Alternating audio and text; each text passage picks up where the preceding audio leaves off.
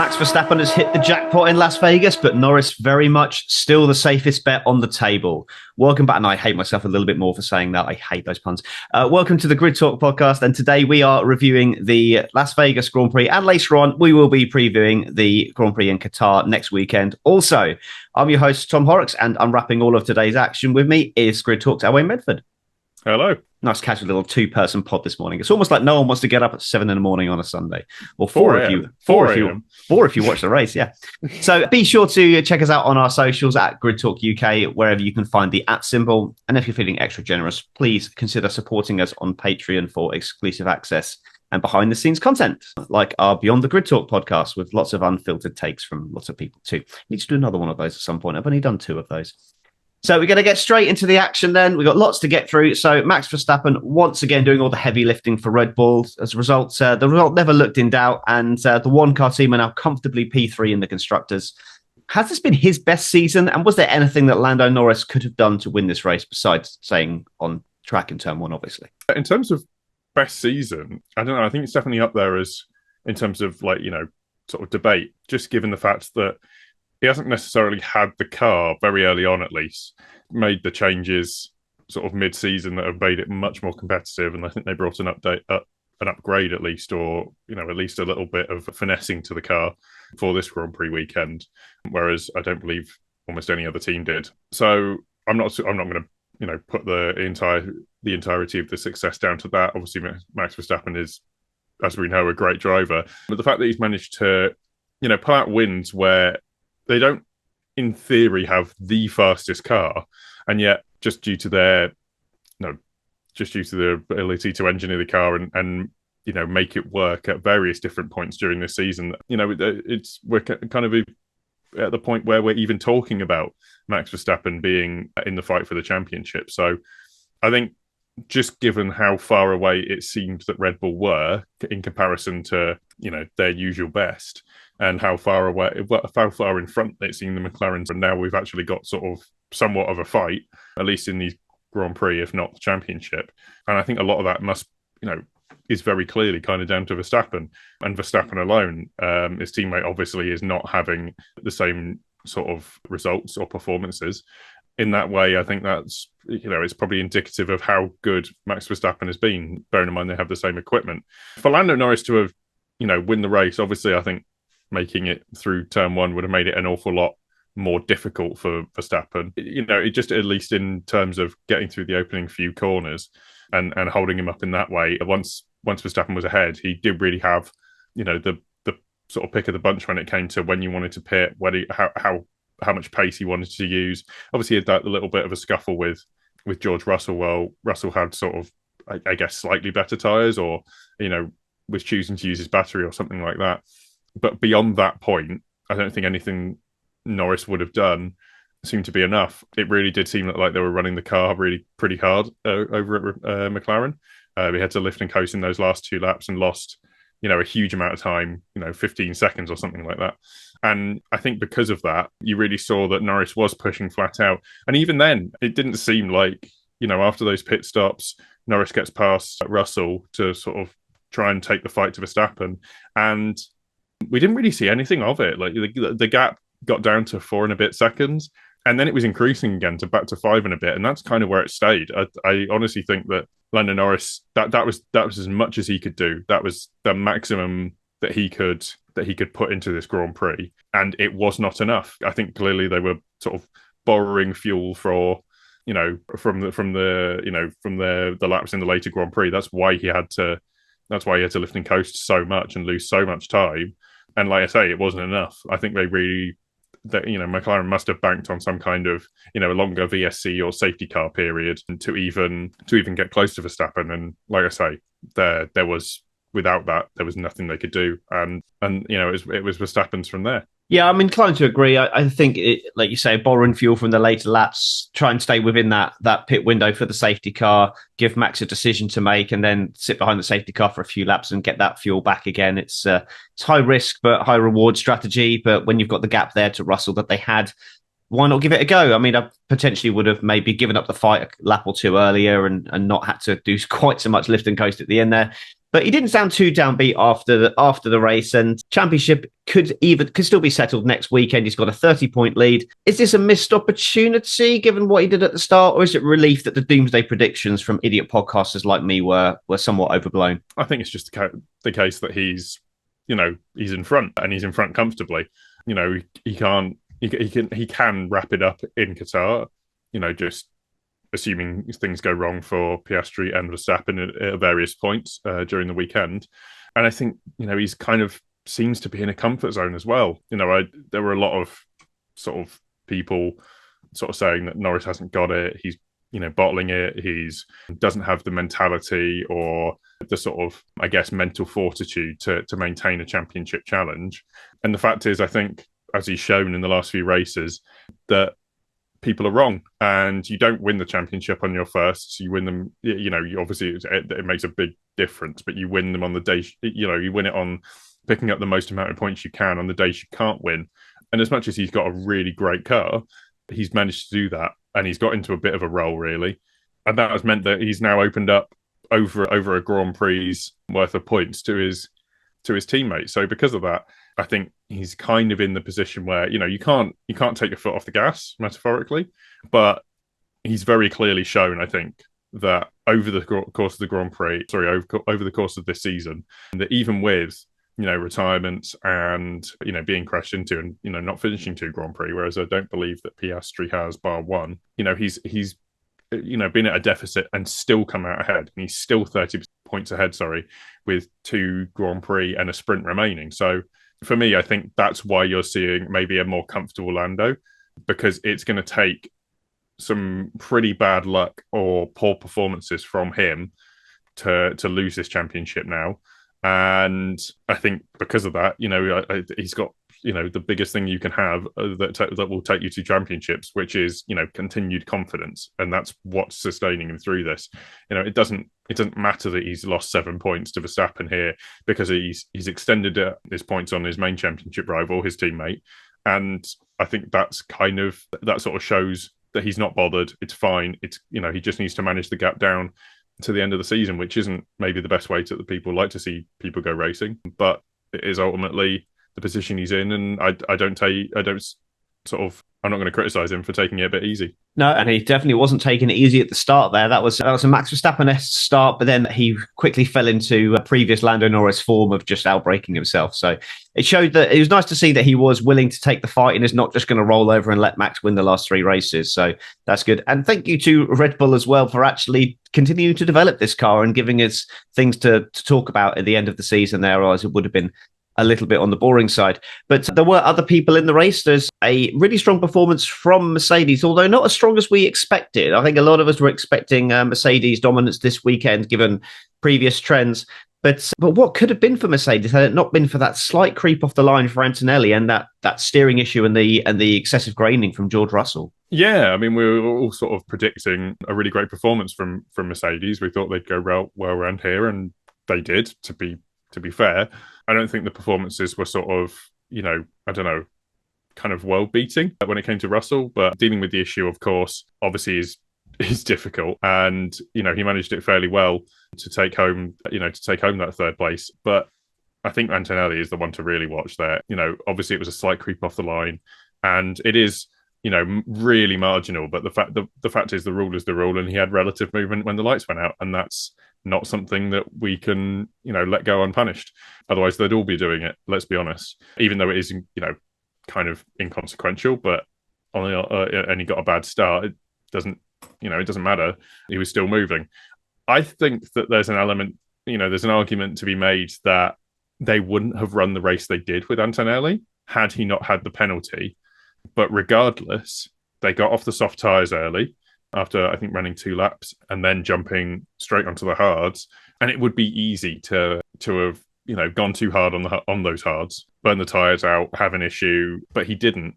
He managed it super, super well, to the point where I don't know if other people were sort of saving or anything like that, or maybe just trying to nurse their cars due to the end of the Grand Prix, particularly Norris, for example. But Antonelli was the fastest guy on track in those closing stages, heading up to the finish, and he was ahead. Like, he was not ahead, but he was pulling out what he needed. I think without those 5 seconds, let's say he runs the race the exact same, and without that 5 second penalty, he's ahead of Piastri. So that would be a third and fourth place for Mercedes. So as much as they would have hoped to have, maybe challenged for the win, they've still got a super, super strong result out of this. And bearing in mind that this is Antonelli's first season, it kind of says to me, he's got this full skill set, or at least he's got the capability to get the full skill set. When people like Anthony Davidson are impressed with his ability to sort of, manage the car with a sort of like a go-kart and really help him in this sort of this style of track, you've got to sit up and take notice.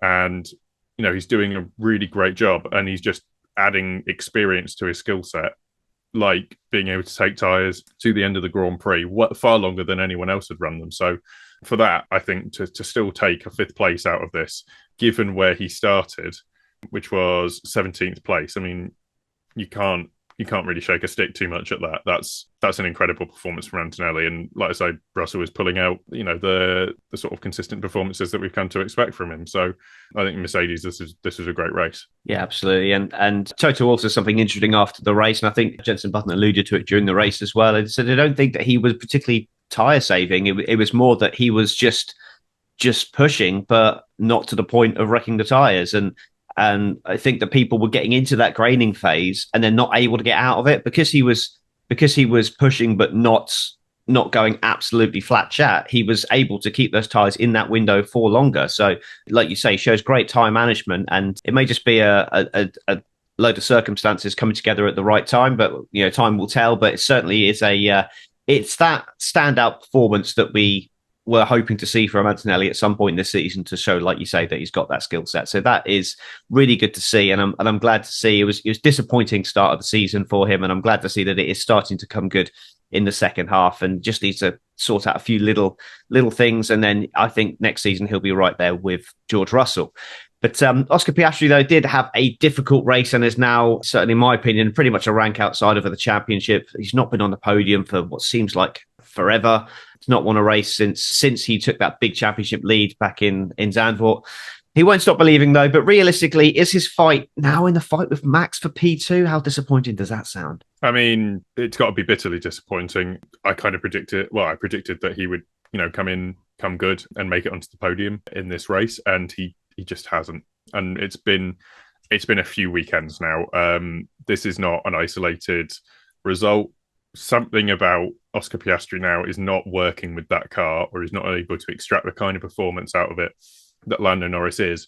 And bearing in mind they've comfortably won the Constructors' Championship, the fact that he's not even in the fight, it seems, for wins multiple times, on multiple occasions, sorry, I think says as much as as needs to be said about his ability to make that car work and make it fast. I think, to be honest with you, it's a really poor performance, given that he started, if you take away the penalty for Antonelli, he started where he's finished, in that way, and or at least on the road. And because of that, I'm expecting better out of Piastri. He got hit by Lawson, and that we think damaged his car. So I don't want to lump too much of the blame at him.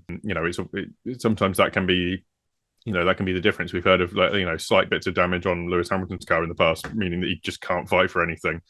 That's how on a knife edge these cars are, particularly in this formula. But the fact is that this performance isn't an outlier. It'd be easier to sort of sympathise with him and say that this was, an off day. But even if it was, he's had a lot of other off days, and I think that's what's lost him the ability to fight for this championship in any meaningful way. But something terrible happening to his teammate in the last couple of races. So because of that, I'm of the opinion that he is P2.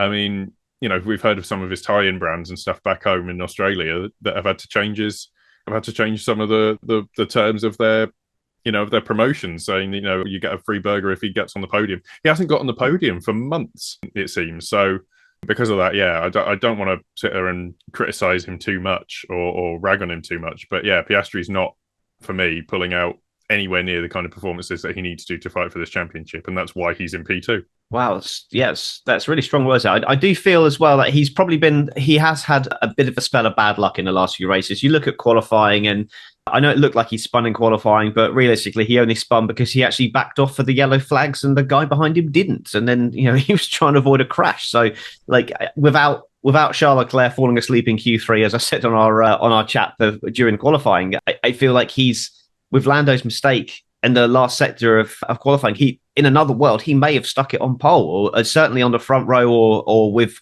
Max Verstappen, and then out of that dirty air, do things run slightly differently?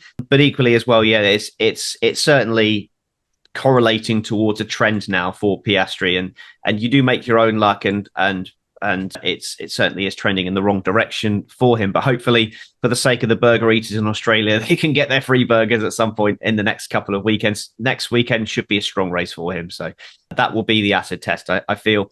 But the race seemed like it was coming alive for Ferrari. Lewis took handfuls of places at the start, and Charles was absolutely flying on the leader's pace in the early stages, passing cars for fun. But it just seemed to, like, he was ahead of Oscar Piastri. How did it turn into him finishing behind a car with a 5-second penalty that stopped on lap 1? And why was Hamilton not able to move forward in the first stint? It's just another tale of Ferrari. Yeah, when it comes to, I'm going to start with Hamilton first, purely because it's easiest.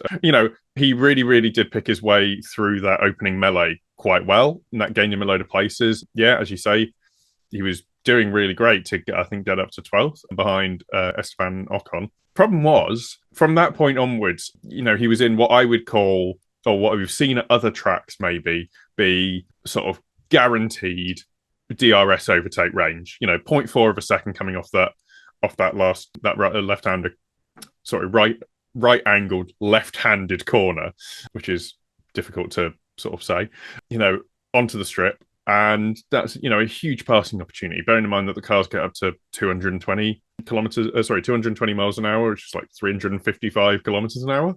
You'd expect that the drag there, even in the toe, you'd expect a fight. But for some reason, they were very, I don't know whether it was maybe the sort of attitude of the car or the line that he was taking, but Hamilton was losing 0.2 of a second straight off the bat. And with the low drag rear wings that they seem to be running, and I don't know if there was a tailwind, they may well have been, it just didn't seem to be enough for Hamilton to be able to get past a similarly powered car in the Haas. I don't know whether the Haas is more efficient when it comes to straight line speed or anything like that, but that seemed to be the biggest nail in the coffin for Hamilton's ability to fight for any meaningful result. Now, when it comes to Leclerc, like you say, he was passing people for fun. I don't know whether he got into the grading phase or anything like that, but it is a bit worrying that Ferrari have been having to lift a coast all through this season just to make it to the end of races, and clearly having issues with, plank wear and things like that. You come to a circuit which is flat as a pancake. As much as it's on public roads, there's an element of, being able to at least set the suspension so that you can really sort of fight and get a good performance out of the car. It's all medium and low speed corners through Las Vegas, not high speed where the car is glued to the ground and slammed on the deck. And for some reason, Leclerc didn't seem to be able to do it. I can't see any reason in his pace that I can see that he's actually, that much slower. I don't know if they were nursing an issue or what, but there's just something wrong with Ferrari where they were, they seem to use the tyres up early in the stint, and then that was it. They sort of fell off a cliff in the same, going into that grading phase or thermally overheating the tyres or just working in them in some sort of way that didn't get the best out of them. That's the only thing I can think of that would cause the kind of stall out of performance that Leclerc had, because he wasn't even sort of getting anywhere near Piastri really. He was flirting with the edge of the DRS and then falling backwards a bit, and that's ultimately why he's ended up behind Antonelli, who, like you say, has had a 5-second penalty. And Leclerc was pretty decent off the start and seemed to have some kind of a decent amount of pace, and like you say, it just dropped away. Yeah, I was shocked to see that he was just locked in behind him, and he passed Piastri with ease, and it looked like it was going to be a push up towards Russell for a podium finish. And the early stop from Piastri, the undercut, and then he just didn't go anywhere after that. And then to not even be able to be ahead of Antonelli, the guy, I say, that started on 17th and lap 1 pit stop and 48 lap old tyres. It just seems like another Ferrari mayhem performance there. There's this, Hamilton was alluding to it in his post-race interview, saying that I'm trying everything, but it's not working. Leclerc says, that's one of his greatest performances of the season. Every lap was a qualifying lap for him. He's very happy with his performance, very pointed.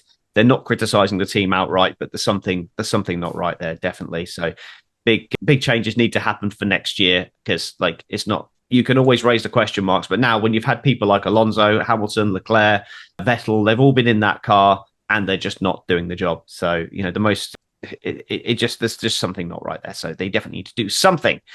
Carlos Sainz is going to be looking back on his time at Ferrari with probably a wry smile now. But Williams, though, he's had a big haul of points and they look set for P5, and another tough race for Albon, though, with the whole host of infringements before eventual retirement. Is Sainz now the lead driver at Williams, given his trajectory? I think he's kind of got to be. He's seems to have the rub of the green, I guess, and he's more consistently pulling out performances. Albon has more points, and by a good margin. Like, we're talking sort of another 75% more points than Sainz, to make their team's total. Ultimately, I kind of think it doesn't especially matter. Williams probably are not looking at 2025, and they probably haven't for a long time. Their closest rival is Racing Bulls on 86, 31 points behind Williams, who have 117 points. Yeah, I think a lot of it is going to be, don't crash into things. And they have drivers who do that. As much as Albon had those fair few infringements, don't spend a load of money that we don't really want to spend going into a big regulation change. But beyond that, I think it's kind of, you want to maximize your points, but on the other hand, they don't need to. I don't think that they're in the position of doing team orders or anything like that. Bearing in mind, Albon and Sainz, I would say, a similar skill level. They're equally good in terms of racecraft. They are experienced drivers. They are not going to throw things away running into each other. And we've got to remember that James Vowles was the guy who wrote the sort of racing intent or rules of engagement rules of Mercedes during that period. But so because of that, I think that as much as they might have had better performances out of Sainz, they can leave them to it. So to go back on my initial reaction to it, no, I don't think they will have a number one driver. I think everything's locked in. They're nailed on for that fifth place in the championship. So because of that, I think there's no disasters that are going to happen, even if they did run into each other, which they probably won't, for Williams to lose this. And you'd only sort of start to have number one driver or team order aspirations or ideas if you're looking to get ahead in the championship or defend your championship position, or your drivers are going to run into each other. And I don't think either of those conditions are true. So for that reason, I think no, they won't be making that change to Sainz. Yeah, I didn't expect they'd be asking Albon to move aside for Sainz or anything like that. But certainly, if you've got the dressing room, so to speak, of behind you, then decisions tend to go towards you and set up directions, that kind of thing. I just feel like the trajectory of Sainz does seem to be like he is the driver in the ascendancy at the moment going into next year. But he is still 30 points off Albon in the championship, so paying the price for that bad start.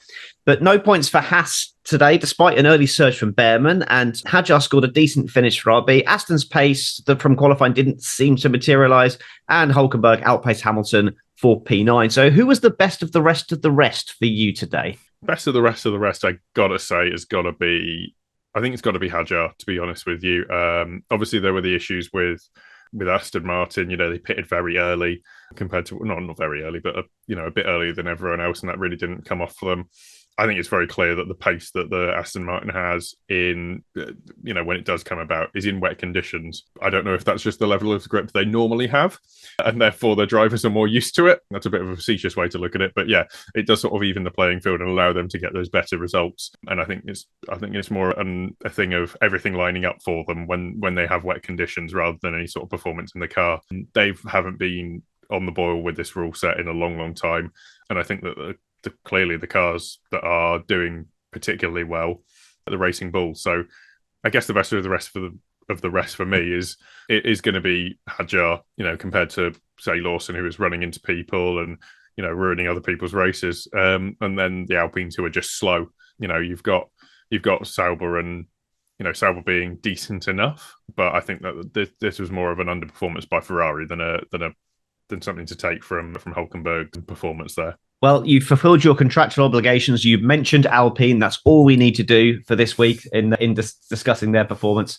Yep. So we'll get on to what we think is going to happen in the Constructors' Championship with those teams in Qatar review. But finally, on Las Vegas, this is the third year at Las Vegas. How is the event working out for you? Are you a fan of the glitz and glamour of Las Vegas? How did it go for you? So, as not a resident of Las Vegas, I think I have a little bit of a different view. I've heard a lot of different things from the business owners and stuff at Las Vegas who probably have a lot of experience of, as the self-proclaimed, I want to say, entertainment capital of the world, who have a lot of sporting events coming in and out. But Formula One presents a unique challenge in that it takes up half the strip and, not half the strip, but half the city, and ruins a lot of their business interests, even if it is a net positive. The thing about the Grand Prix, and I think it might be just new Grand Prix things, but I think there's my main issue really is that, yes, there might be new marshals and things like that, and that would have led to the tractor that we saw on, or telehandler, that we saw on track in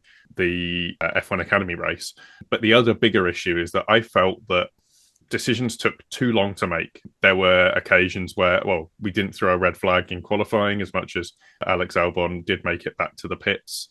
Bear in mind where he was on track when he ran into the wall at turn 17, or was it turn? No, it was turn 16. Sorry, and particularly in the opening laps of the race where there were bits of car hanging around on the main straight, and we saw the drivers coming through while there were still marshals in the runoff zone. And for me, that's abhorrent. That's awful. I don't know who made the decision or who allowed that to happen. I don't know if that's inexperienced marshalling, but either way, race control should have immediately thrown some sort of intervention to prevent that happening. You've got cars coming through there at, it's 170 miles an hour through turn 17. If they don't see double wave yellows, or say someone has a failure or of any kind, you've got no idea what part is going to let go.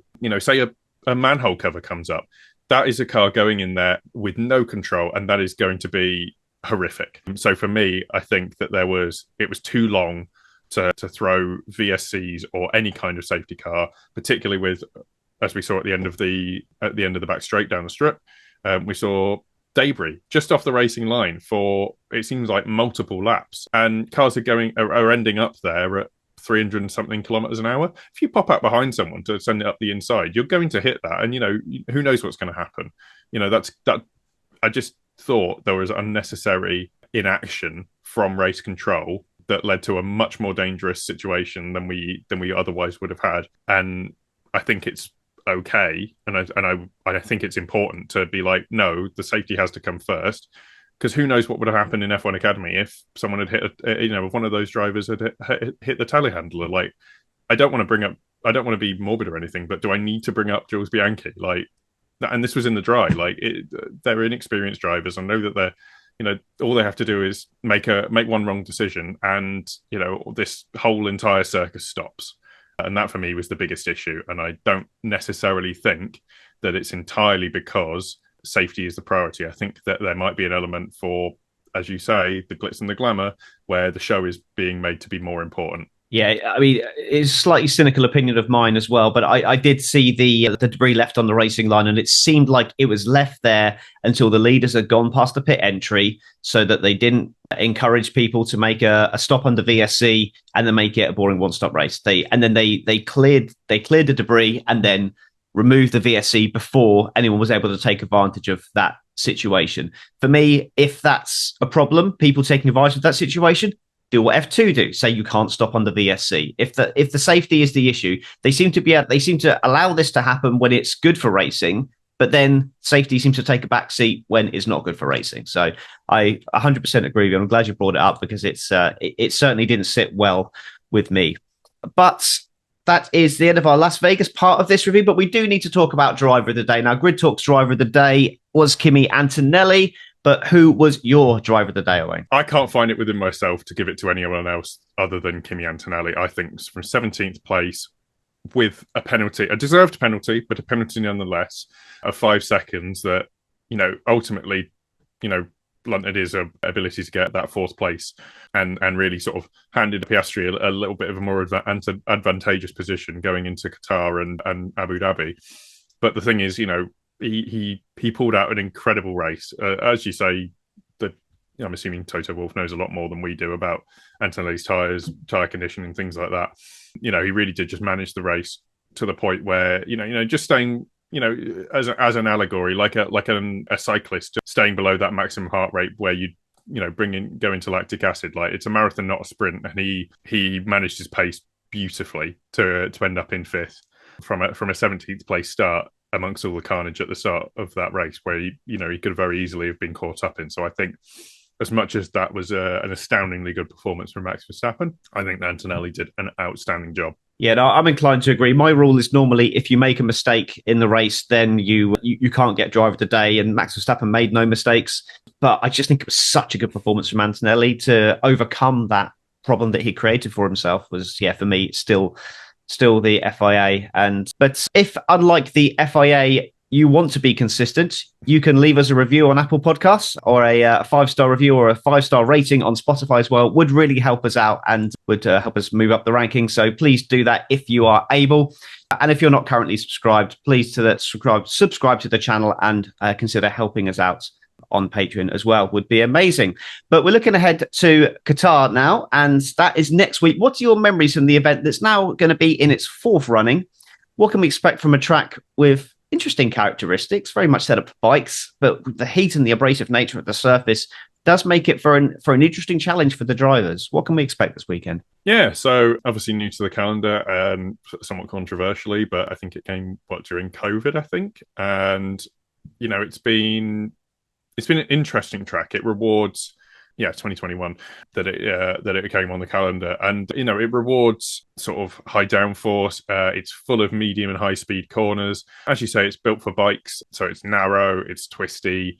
There's not a lot of huge braking zones, because in a Formula One car, the braking zones for these corners aren't huge, whereas on a MotoGP bike, they are much larger. We haven't tended, in my opinion, to see a huge amount of sort of racing coming from the fact that you can take different lines. I don't know whether that's because the speed of a Formula One car around here is too high compared to a bike, where obviously bikes, two-wheel racing thrives on sort of multiple different lines that you can take through corners, and being able to, sort of back it in with the rear. It's just always coming off the ground. We don't see that, tend to see that in Formula One so much. My memories of Qatar are usually to do with the high sort of deg, how much of a physical challenge it is for the drivers, even though it's not especially humid.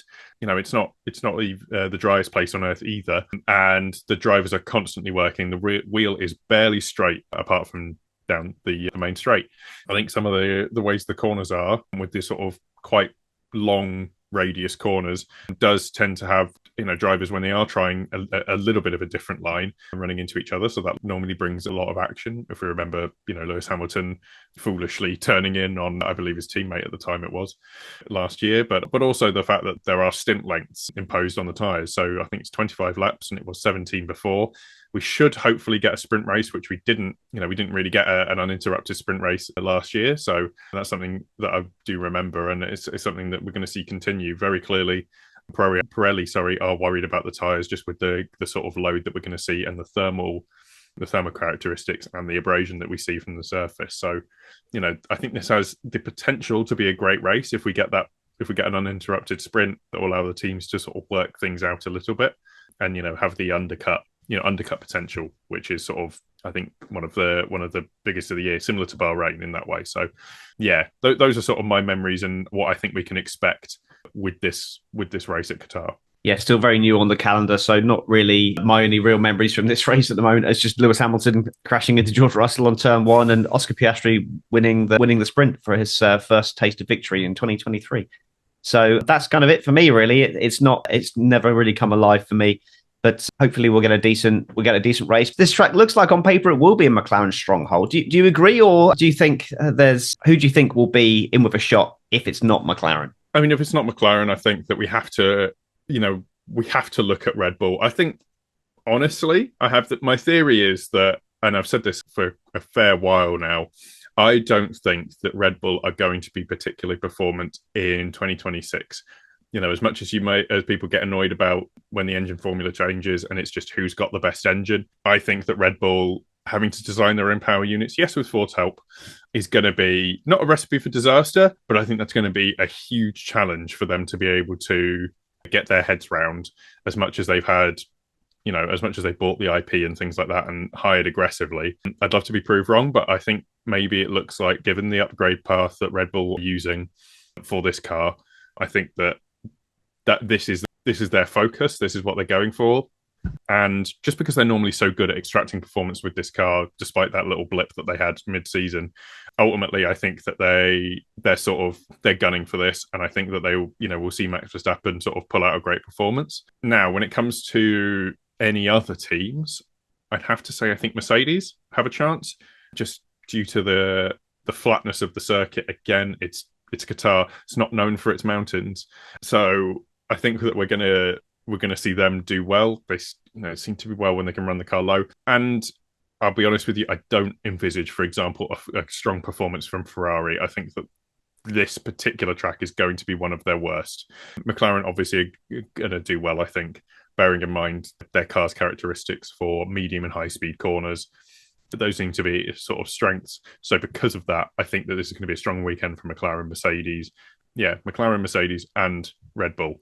Well, we've got very differing opinions on this. I agree, McLaren. I personally feel that Ferrari may be in for a decent one because of the ability to run the car lower. They don't need to worry wearing the plank out, and Mercedes don't like the temperatures. So I think it's I think this is the beauty of this season. You never know from one weekend to the next what's actually going to happen. And I've got a nice, interesting take on my bold prediction as well about who else I think is going to be up there. But I'll save that for the predictions. But looking at the Constructors' Championship now, there is still 101 points available, despite only having 3 events left to go.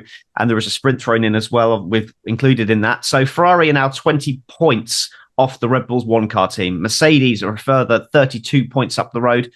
Who's your money on for P2, P3, and P4 in the championship? Yeah, I think, like I say, I think Mercedes are going to have a strong weekend, and I think they tend to run well around Qatar. Obviously it was a strong performance in qualifying for them last year, and I'm envisaging that this year. Things haven't changed too much in that way, and ultimately I think it's just a numbers battle really when it comes to Mercedes versus Red Bull. I think Mercedes can pull ahead and just get themselves slightly out of reach with the point scoring ability of the Red Bull racing team being, it would be a maximum of 58 points that I envisage Red Bull being able to get. Let's be honest. The tracks that we seem to go to, they don't seem to suit Yuki at the best of times, and I think he's really lacking in confidence.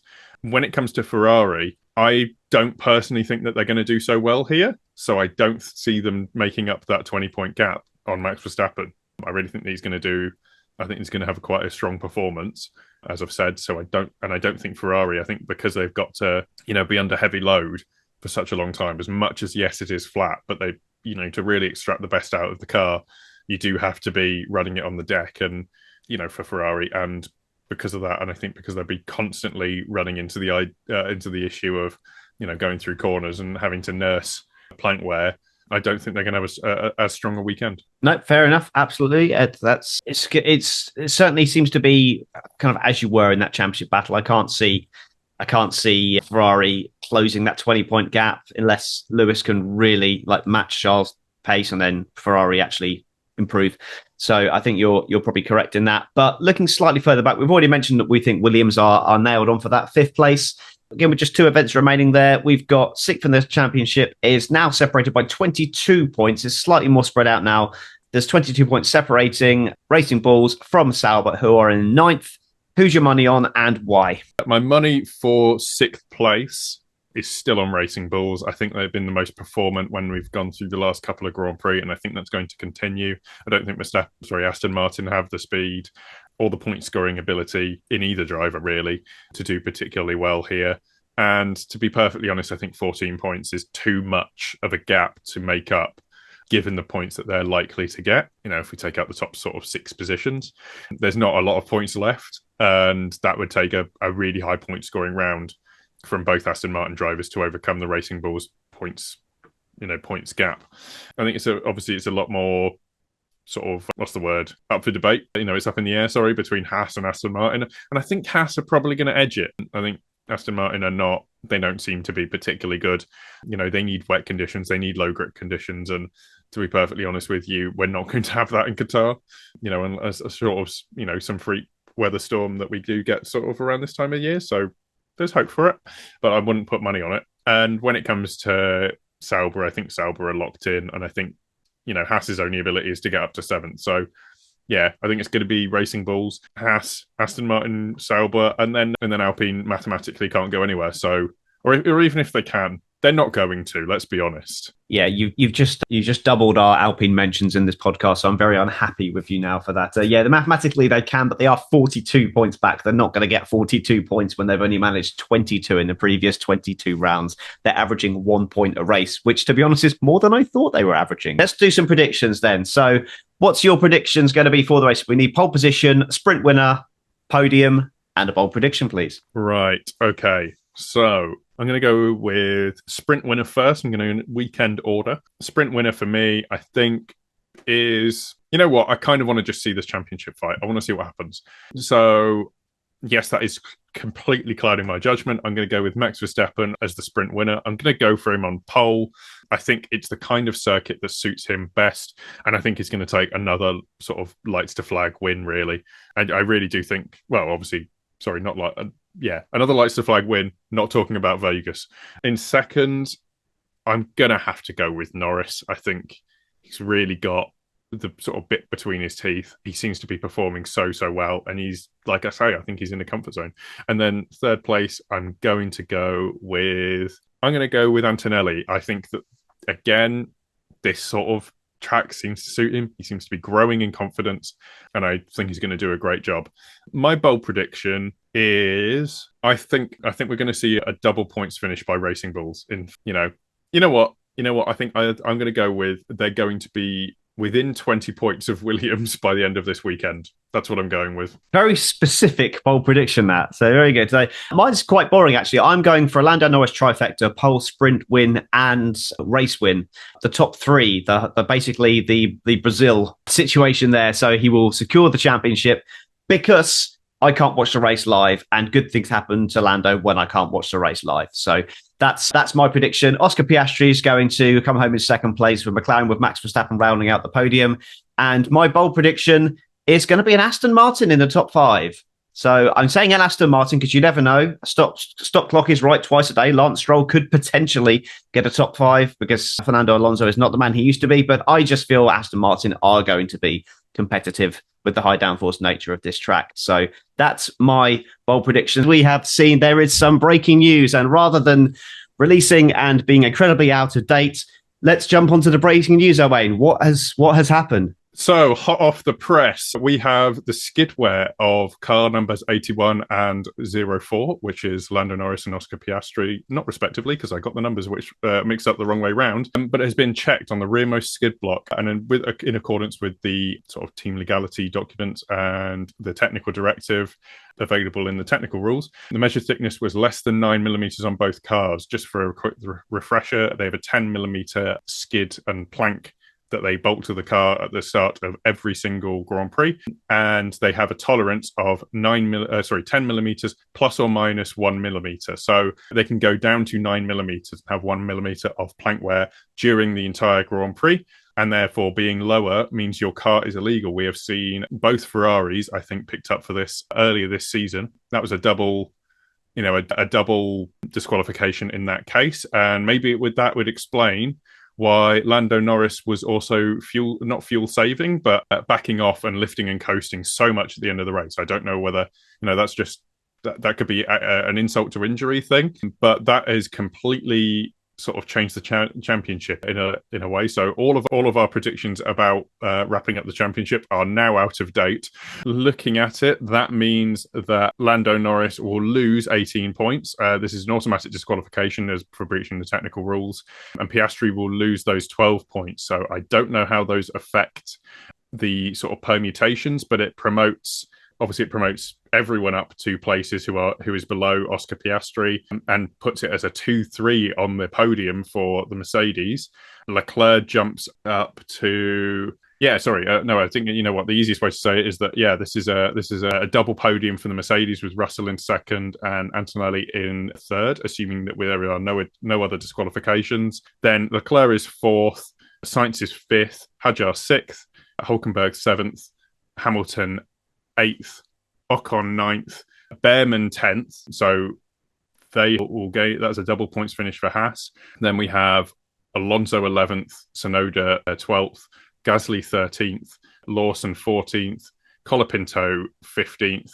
And then for the sake of it, Albon, Bortoleto and Stroll will be in the positions they finish, and then obviously disqualified from the event are McLaren. So that's an awful weekend. Obviously, it doesn't matter for the championship, but that's a real blow to Lando Norris, and that's a huge boon to Max Verstappen. I think in terms of the constructors, that is going to benefit Mercedes more than it is going to benefit Red Bull. So yeah, that's a huge bombshell. I'm really surprised by that. I'm genuinely baffled that McLaren got themselves into that position. Sorry to talk for so long, Tom, but I was just no, that's absolutely fine. I've just done a bit of basic maths myself just while you were doing that, and by my calculations, that means that Verstappen and Piastri, if this does happen, it's not confirmed yet, but if that's at time of recording, that means Verstappen will be tied on points with Oscar Piastri on 366, 24 points behind Lando Norris. So that means the championship is absolutely back on. So I think let's wait and see what happens from that. There shouldn't be any more cuts unless there is a decision in the next couple of minutes, because we need to crack on with our days now. But stay tuned to the Grid Talk podcast and keep an eye on everything that's going on, because there may well be more life in this championship yet. See you soon. So before we go, let's do a little bit of promo. And obviously, we've made these predictions. That's going to affect our prediction league. So I'm assuming you're going to give predictions a bit of a plug now. I always give predictions a bit of a plug. I'm currently doing so badly. My now goal is not last, not the Alpine position. So, I think mathematically it might be impossible for me to take first, or at least so unlikely that I'm basically in Mercedes' position. In Red Bull's position regarding Mercedes when it comes to that second place. And you can find that prediction. We get predictions from all of our hosts. So you can find that at Grid Talk UK on all the social media services with the @ that's at Grid Talk UK with all the social media services with the @ And just so you know, it's a completely sort of blind prediction. We have only the previous results to go off as we make it on the Thursday at sort of 2 p.m. UK time. So there is no chance of anyone having sort of any kind of inside knowledge or anything like that, or being able to watch practice and get an idea from there. It's literally just, what we feel at the time when we put it in on that Thursday. And unless you're on the previous show podcast, which is a double header like this one, where we have to make a prediction at 8 o'clock on a Sunday morning, having just watched the previous race. So slightly unfair. So I need to stop doing the preview shows, basically. It's the only way I'm going to move up the prediction league.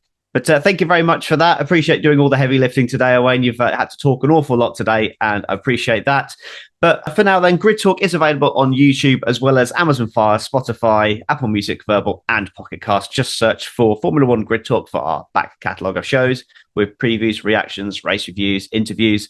Thank you, as always, to our Patreon supporters, Jared Badley and Holly Eagle. Your support is very much appreciated. And if you want to support the show further, why not sign up for Patreon to get some exclusive content from us? Also, make sure you subscribe to be the first to know when a new episode is released.